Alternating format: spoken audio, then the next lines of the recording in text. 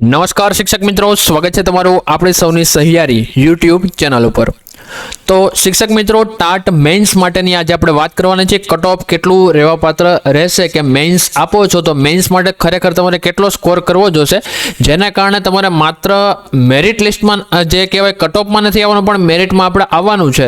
તો મેરિટમાં આવવા માટે કેટલા માર્ક તમારે ખરેખર લેવા જોશે એના વિશે આજે આપણે વાત કરવાના છીએ। અને માત્ર ને માત્ર પાસ થવાથી તમને નોકરી નથી મળી જવાની, ખરેખર મેરિટ કેટલું અટકવાનું છે અને મેરિટ છે કઈ રીતે અટકશે, અત્યારે જે બાબતો આપણે મળી રહી છે, જે આપણી પાસે માહિતી આવી છે એની આજે આપણે વાત કરવાની છે। કારણ કે ઘણા બધા લોકો એમ પણ વાત કરે છે કે સર બધી જ વસ્તુ એકસાથે ડિક્લેર કરી દેશે તો કેમ થશે, એટલે આવા ઘણા બધા પ્રશ્નો ઉમેદવારો જે આપણે કમેન્ટ સેક્શનમાં પૂછે છે। એટલે સૌથી પહેલા વિડીયો શરૂ કર્યું તે પહેલા જે પણ લોકો ટાટ જે હાયર સેકન્ડરી છે અને સેકન્ડરીમાં જે પ્રિલિમ્સમાં પાસ થયા છે તે બધા જ લોકોને કોંગ્રેચ્યુલેશન। અને હવે જે લોકો મેન્સ માટે તૈયારી કરવાના છે તેમને એડવાન્સમાં બેસ્ટ ઓફ લક કહેવા માંગુ છું। કારણ કે આવનારી જે પરીક્ષા છે એ હમણાં તે તારીખમાં ફેરફાર આવ્યો છે, તો હજુ પણ તમને 12 દિવસનો સમય વધારે મળી ચૂક્યો છે, એટલે એ પણ તમારી માટે એક સારી બાબત છે। તો હવે જે આ 12 દિવસ વધ્યા છે એને આપણે કેવી રીતે વધારે ઇફેક્ટિવ કરી શકીએ એની પણ આજે આપણે વાત કરવાની છે। અને ખરેખર કેટલો સ્કોર કરીએ તો આપણે જે છે આપણે નોકરી મળી શકે, તો આના વિશે પણ આજે આપણે વાત કરવાના છીએ।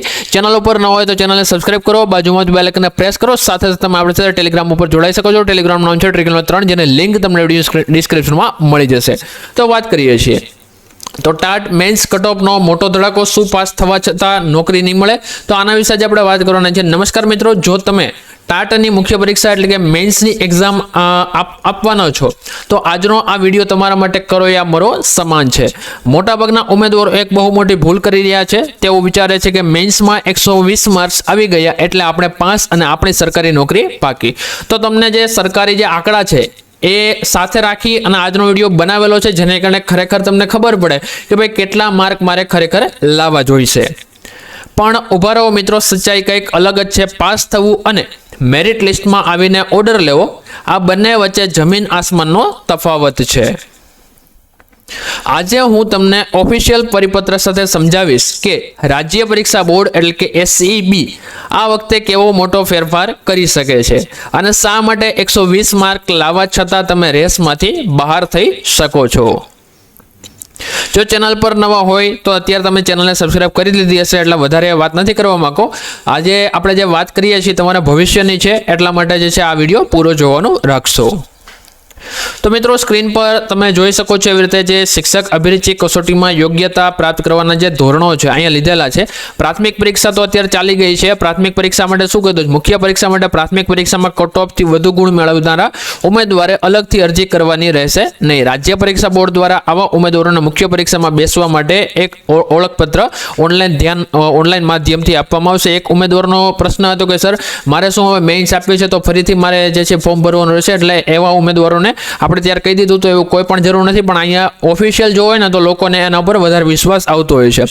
મુખ્ય પરીક્ષા શિક્ષણ વિભાગના ઠરાવ ક્રમાંક જે આપેલો છે તારીખ 27/1/2026 ના અનુસાર સામાન્ય એટલે કે જનરલ કેટેગરીના ઉમેદવારોના કિસ્સામાં મુખ્ય પરીક્ષામાં ઓછામાં ઓછા 60% ગુણ મેળવેલા ઉમેદવારોનો મેરિટ લિસ્ટમાં સમાવેશ કરવામાં આવશે અને અનુસૂચિત જાતિ, અનુસૂચિત જનજાતિ, સામાજિક શૈક્ષણિક પછાત વર્ગ અને આર્થિક રીતે નબળા વર્ગો અને દિવ્યાંગ એટલે કે PH કેટેગરીના ઉમેદવારોના કિસ્સામાં મુખ્ય પરીક્ષામાં ઓછામાં ઓછા 55% ગુણ મેળવેલ ઉમેદવારોની મેરિટ લિસ્ટમાં સમાવેશ કરવામાં આવશે। તો જો અહીંયા એવું કીધું છે કે ભાઈ 60 થી 55% હોય તો તમારું નામ છે મેરિટ લિસ્ટમાં સમાવેશ કરવામાં આવશે, પણ માત્ર ને માત્ર 60 થી 55% આવે તો એ એક પાસ કહેવાય, પણ મેરિટ લિસ્ટમાં સમાવેશ થઈ પણ શકે અને ન પણ થાય। તો શું કામ આવું થશે એના વિશે આપણે વિગતથી ચર્ચા કરીએ છીએ।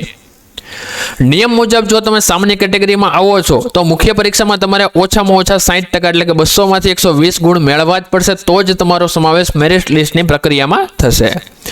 અને જો તમે અનામત કેટેગરી એટલે કે SC, ST, SCBC, EWS અને દિવ્યાંગ PHમાં આવો છો તો તમારે ઓછામાં ઓછા 55% ગુણ એટલે કે પ્રાથમિક સાપેક્ષે ફાઇનલ ક્વોલિફાઇંગ ક્રાઇટેરિયા મુજબ એટલે કે 110 ગુણ લાવવાના રહેશે। પરંતુ યાદ રાખો મિત્રો, આ માત્ર લાયકાતના ગુણ છે, કટ ઓફના નથી. કટ ઓફ કોણ નક્કી કરશે? કટ ઓફ સંપૂર્ણપણે એસસીબી રાજ્ય પરીક્ષા બોર્ડ નક્કી કરવાનું છે. અને આ વખતે સૌથી મોટો ટ્વિસ્ટ એ પણ આવી શકે છે કે આખા ગુજરાતનું એક જ જનરલ કટ ઓફ બહાર પાડવાને બદલે બોર્ડ છે વિષય મુજબ, સબ્જેક્ટ વાઇઝ, કેટેગરી મુજબ અલગ અલગ જે છે જાહેર કરી શકે છે કટ ઓફ. આ એક સારી બાબત કહેવાય કે ઘણા બધા ઉમેદવારો છે, આગળ એ પણ ડિસ્કસ કરું છું. આ એક સારી બાબત એટલા માટે કહેવાય કારણ કે બધા વિષયનું પેપરનું લેવલ છે ને સમાન નથી હોતું. બાકી શું કેવું, ખાસ કરી તમારો કમેન્ટ કરો. કમેન્ટ એ કરવાની છે કે ભાઈ આવનારું જે કટ ઓફ છે એ બધાનું સાથે કટ ઓફ હોવું જોઈએ કે અલગ અલગ વિષય પ્રમાણે કટ ઓફ હોવું જોઈએ? તો ખાસ તમે શું કહેવા માંગો છો કમેન્ટ બોક્સમાં જરૂરથી કમેન્ટ કરજો. અને સરકાર પણ આ દિશામાં વિચારી રહી હોય તેવું લાગી રહ્યું છે કે ભાઈ બધા વિષયનો આપણે અલગ અલગ કટ ઓફ બહાર પડીએ અને કેટેગરી વાઇઝ કટ ઓફ બહાર પડીએ તેવી પણ અત્યારે સંભાવના મળી રહી છે. એનો અર્થ એ કે જે વિષયમાં સ્પર્ધા વધુ ત્યાં કટ ઓફ સીધું આકાશને આંબશે. હવે મેરિટનું ગણિત આપણે જાણીએ લઈએ. હવે સમજો અસલી ગણિત. ધારો કે કોમર્સ કે ઇકોનોમિક્સ જેવા વિષયમાં 100 જગ્યાઓ ખાલી છે અને પાસ થવાવાળા ઉમેદવારો 500 છે. હવે જેમના 120 કે 125 માર્ક છે એ તો પાસ કહેવાશે જ, પણ નોકરી કોને મળશે? જેઓ ટોપ 100માં હશે તેમને જ ને. તો આ કઈ રીતે જે છે સંભવ બની શકશે? એટલા જ માટે હું વારે વારે કહું છું કે જો તમારે સેફ ઝોનમાં રહેવું હોય તો કોઈ પણ જાતના ટેન્શન વગર સરકારી શિક્ષકની નોકરી મેળવવી હોય તો તમારો ટાર્ગેટ છે 150+ ગુણનો હોવો જોઈએ, બરોબર?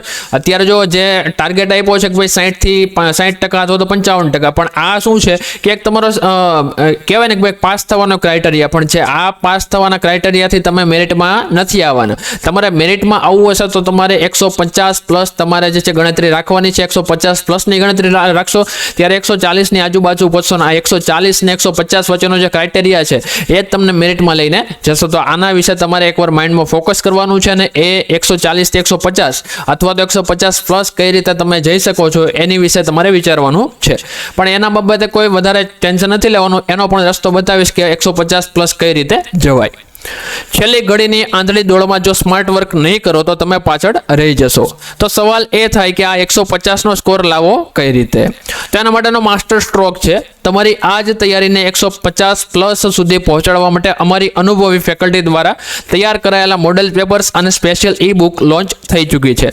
ભલે તમારો કોઈ પણ વિષય, આપણી પાસે દરેક વિષયનો તોડ ઉપલબ્ધ છે. ટાટ હાયર સેકન્ડરીની જો વાત કરીએ તો આપણી પાસે લગભગ જે બધા જ જે પેપર છે એના મોડેલ પેપર અવેલેબલ છે. મિત્રો અહીંયા આપણે જોઈ શકીએ આના માટે તમારે પ્લે સ્ટોરમાં જે ટ્રિક નોલેજ નામની એપ્લિકેશન ડાઉનલોડ કરવાની છે. તો ત્યાંથી તમે જે છે ડાયરેક્ટ જે કોન્સ્ટેબલ છે, અલગ અલગ સીસી છે, આવી ઘણી બધી પરીક્ષાની હાલમાં તૈયારી ચાલે છે.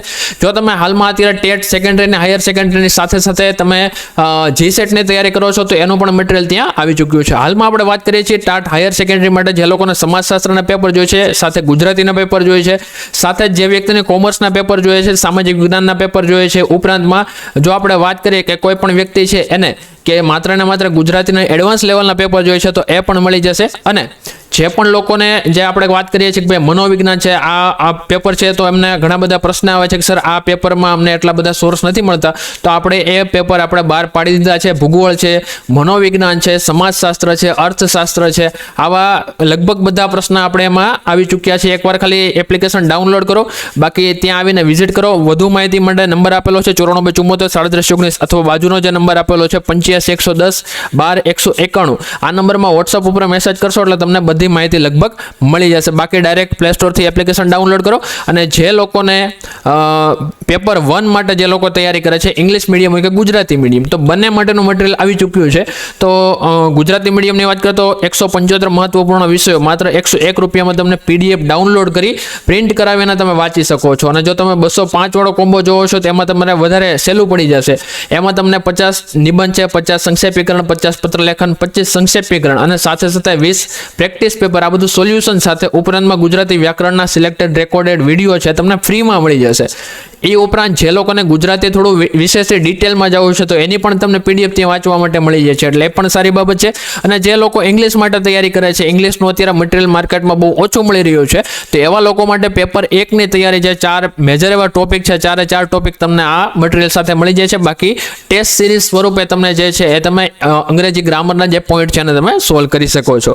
તો બસ આ માહિતી છે. બાકી જે લોકો અત્યારે છેલ્લા સમયમાં જે પોતાની કહેવાય ને ભાઈ છેલ્લી ઘડીની ક્ષણ જે અત્યારે 12 12 દિવસ વધ્યા છે તો 12 દિવસમાં શું કરવું? અત્યાર સુધી તમે તૈયારી તો કરી છે, પણ છેલ્લા 12 દિવસમાં રિવિઝન સ્વરૂપે શું કરવું? તો બધા માટે છેલ્લો હથોડો આવી ગયો છે.